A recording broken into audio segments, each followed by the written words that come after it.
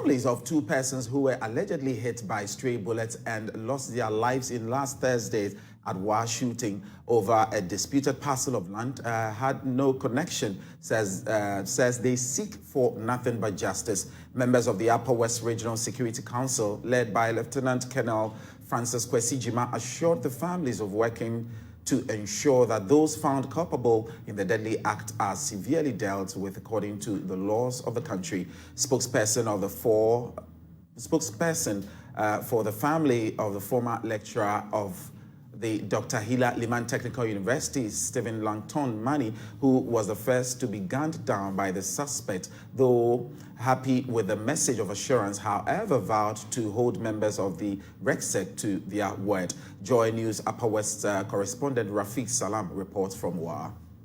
Although the Wa Township is recovering from last Thursday's alleged indiscriminate shooting over a parcel of land in a rather quiet outskirts of the township, resulting in the death of 2 persons and the injury of 3, the people are yet to come to terms with the motive of the Wa All Stars chairman turned suspected killer, Inusa Abdul Rahman. We are now all living in fear because daytime shooting is not the best.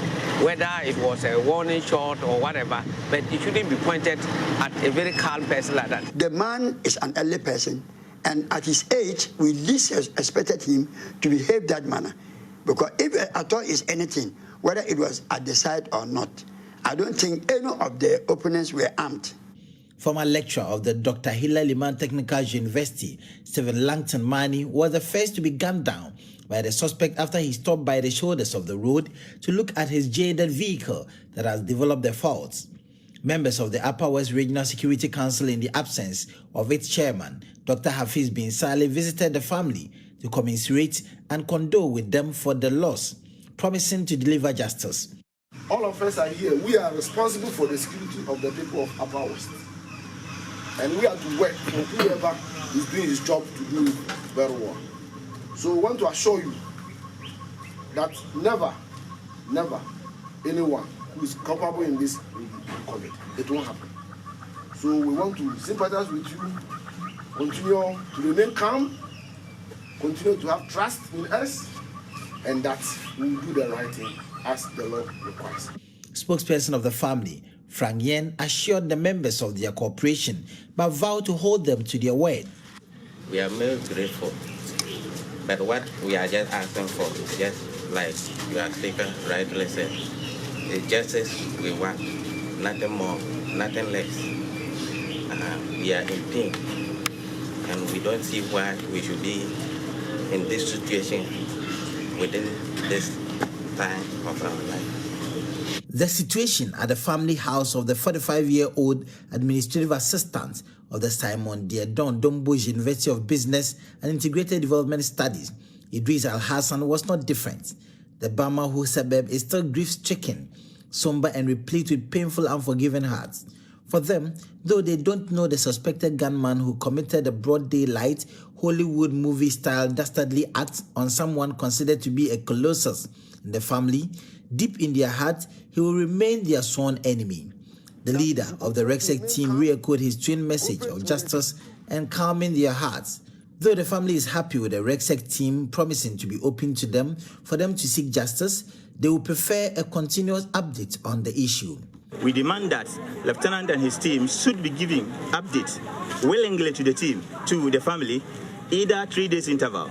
They should send a delegation that will come over here and gather the elders once again and give us an update that this is where we have gotten to with the investigation, which is different from the request that the families should rather move to wherever they are and seek for the update, which as a family member and on behalf of the family, we are not in agreement with.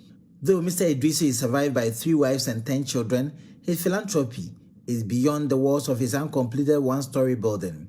The people are already bearing the brunt. There are a lot to mention about this, our brother who just lost his life.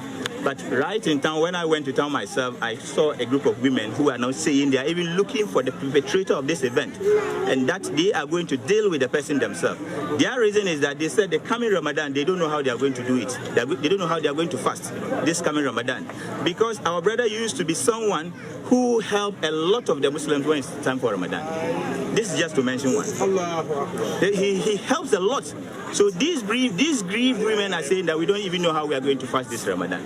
So a lot of things he has been doing for society. Amina Idris is first of 3 wives left by the Simon Diedon Dombo University of Business and Integrated Development Studies Assistant Administrator, and they have been married for 21 years. She is wondering how life would be without him. We have never been stable at one place ever since we got married 21 years ago. And the reason why this house is still not complete, he promised to complete it this year. Now that he is no more, is it school fees for the children we will be struggling to pay, or completing the house when we are unemployed? The RECSEC team later visited 3 of the victims in their homes who sustained severe gunshot as a result of the shooting. Rafiq Salam's report from WA.